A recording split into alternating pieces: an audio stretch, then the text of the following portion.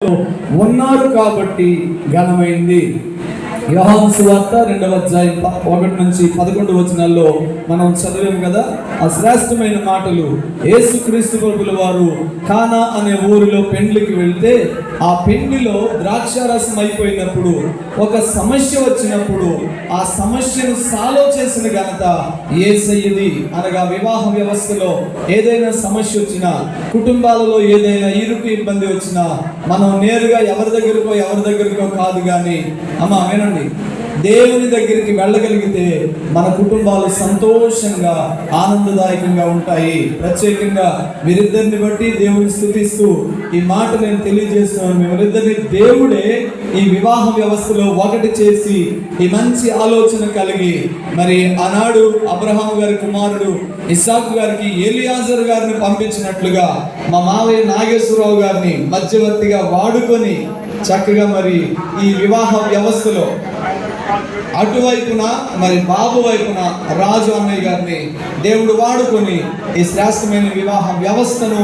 దేవుడు ఎంత ఘనంగా జరిపిస్తున్నందుకు దేవుని స్తుతిస్తున్నాను. మూడవ విషయము, ఎందుకు వివాహం ఘనమైంది అని అంటే, ఆ వివాహాన్ని దేవుడు త్వరలో చేసుకోబోతున్నారు. ప్రకటన గ్రంథకర్త అంటాడు, గొర్రెపిల్ల వివాహోత్సవ సమయము వచ్చి ఉన్నది అంటాడు. నిజమే, గొర్రెపిల్లగా వధువు సంఘమైన మనం అందరం సిద్ధపడితే ప్రాణప్రియుడైన యేసయ్య వరుడుగా త్వరలో వధువు సంఘాన్ని అనగా మనందరినీ వివాహం చేసుకోవడానికి సిద్ధపడి ఉన్నారు. ఆ పెళ్లికి సాదృశ్యమైందే భూమి మీద జరుగుతున్న ఈ పెళ్లి.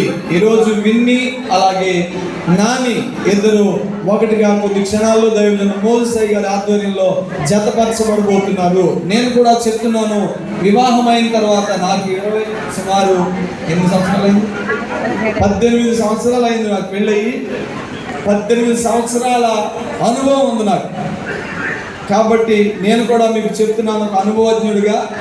ఏదైనా పెళ్ళైన తర్వాత చిన్న చిన్న సమస్యలు వచ్చినా, కొన్ని ఆటోల మీద ఉంటుంది కదా, సర్దుకుపోదాం రండి అని, అలా సర్దుకుపోతే మంచిది.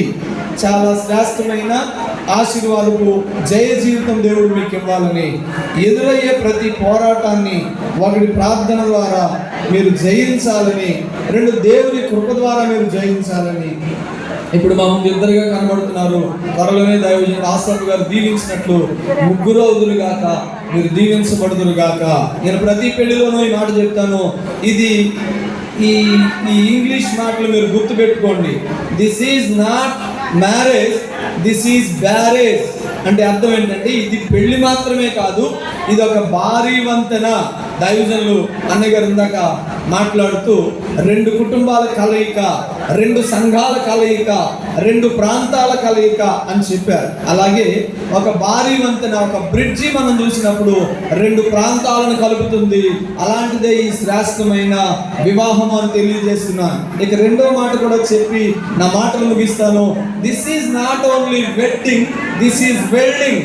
మీన్స్ 2 రాడ్లను కలిపి, ఇనుప రాడ్లను మనం అతికినట్లయితే అది విడదీయడం ఎవరి వల్ల కానే కాదు. అలాంటి బంధమే ఈ విన్ని నాని బంధం అని మీ ఇద్దరిని దైవజనులు మోసే గారు వెల్డింగ్ చేయబోతున్నారు. ఈ వెల్డింగ్ చేయబడిన మీరు స్థిరముగా దేవునిలో అతకబడి బలమైన ఆశీర్వాదకరమైన కుటుంబ వ్యవస్థ మీరు కొనసాగాలని, అటు మీ నాని గారి కుటుంబానికి, ఇటు మా చెల్లి, మా బావగారు, మా కుటుంబానికి, మా మేనగోళ్ళ వాళ్ళ కుటుంబానికి శుభములు, ఆశీస్సులు, మన బంధువర్గం అంతటికీ దేవుని కృప తోడైయుండును గాక. నూతనంగా కొద్ది క్షణాల్లో జతపరచబడబోతున్న ఈ జంటను ప్రభు దీవించును గాక. వివాహం ఘనమైనది. ఈ ఘనమైన ఈ వివాహ వ్యవస్థలో దేవుడు వీరి జీవితాంతము తోడైయుండును గాక. చిన్న ప్రార్థన. పరిశుద్ధుడైన మా తండ్రి, ప్రేమ కలిగిన మా ప్రభువా, మీ కృప కొరకు స్తోత్రాలు, వందనాలు. ఈ బిడ్డలిద్దరిని దీవించండి, ఆశీర్వదించండి. ఈ దాసుడు మోసే గారి ద్వారా త్వరలో జతపరచబడబోతుండగా ఈ పిల్లలు నీ కృపనందుదురుగాక.